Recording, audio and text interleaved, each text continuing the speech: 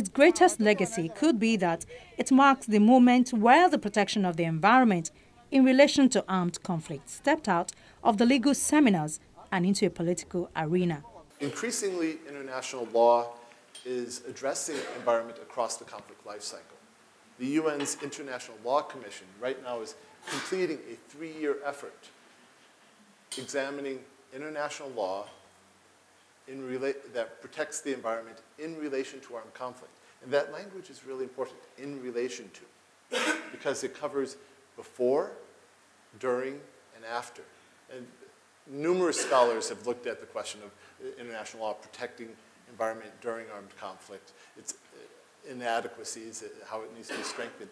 But only now do you have a serious effort to look at international law governing protection of the environment before conflict and after conflict. And this is being done by the UN International Law Commission, which is the authoritative UN body on the statement of international law. We have programs in the country that is helping put back in place environmental regulations, helping countries access international environmental finance, supporting countries acceding to multilateral environmental agreements, supporting the development of new environmental education, helping put in place systems of community-based natural resource management. So based on what the recommendations are of our post-conflict environmental assessments and what the needs of the country are, we then work with the country and the Environmental Protection Agency to put that in place.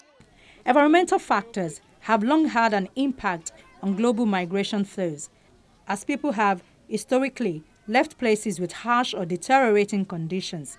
However, the scale of such flows, both internal and cross-border, is expected to rise as a result of accelerated climate change, with unprecedented impact on lives and livelihoods. Such migration can have positive and negative effects on both the local coping capacity and the environment in areas from which these migrants originate, as well as in their temporary or permanent destinations.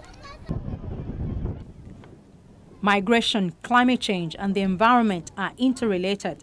Just as environmental degradation and disasters can cause migration, movement of people can also entail significant effects on surrounding ecosystems.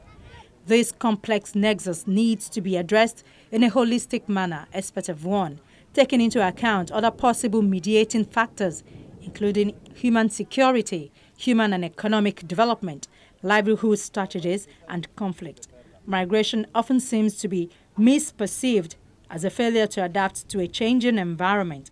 Environmentalists have advised that instead, migration can also be an adaptation strategy to climate and environmental change, and is an essential component of the social environmental interactions that needs to be managed.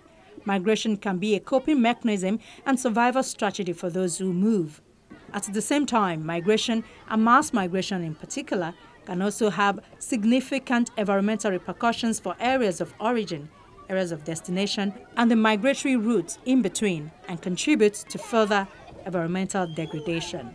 And within the work stream of the Warsaw Mechanism, there are a number of areas where UNEP or the environmental community can also provide good advice and good input. So for example, looking at the drivers and the underlying risk factors that contribute to loss and damage. So for example, when we already see these impacts, the damages, what are they really? What is the scientific reason behind this? What really happened? So I think definitely UNEP can provide technical input to better understand the underlying drivers of loss and damage, but also we see a lot of movement now in terms of bridging the gap between humanitarian and development and climate change adaptation financing.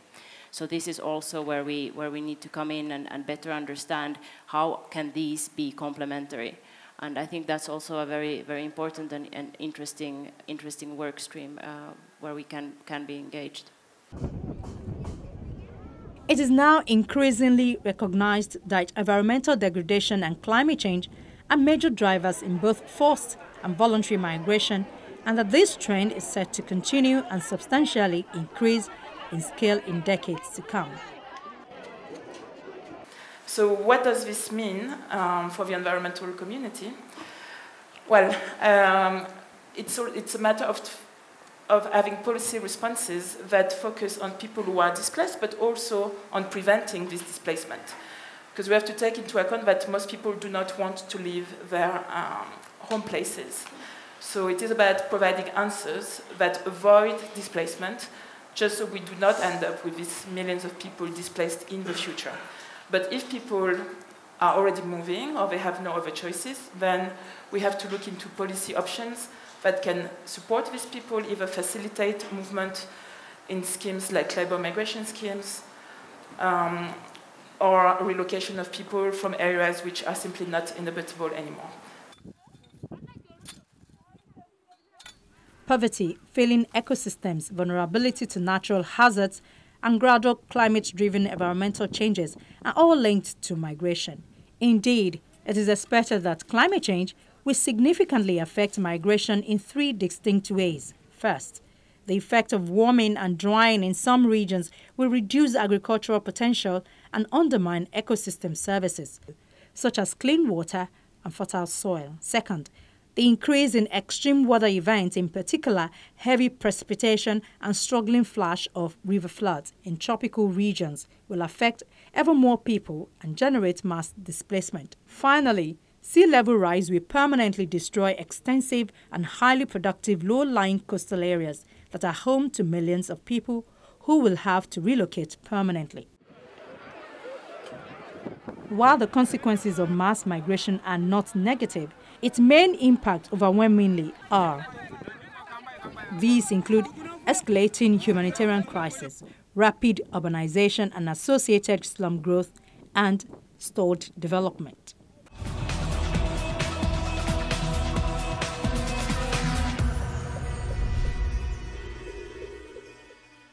Well, that's our program for the day. Thank you for being a part of it. We hope to be back with you next week, but our inbox, earthfile@channelstv.com, is always available. From all of us here in Lagos, it's bye for now.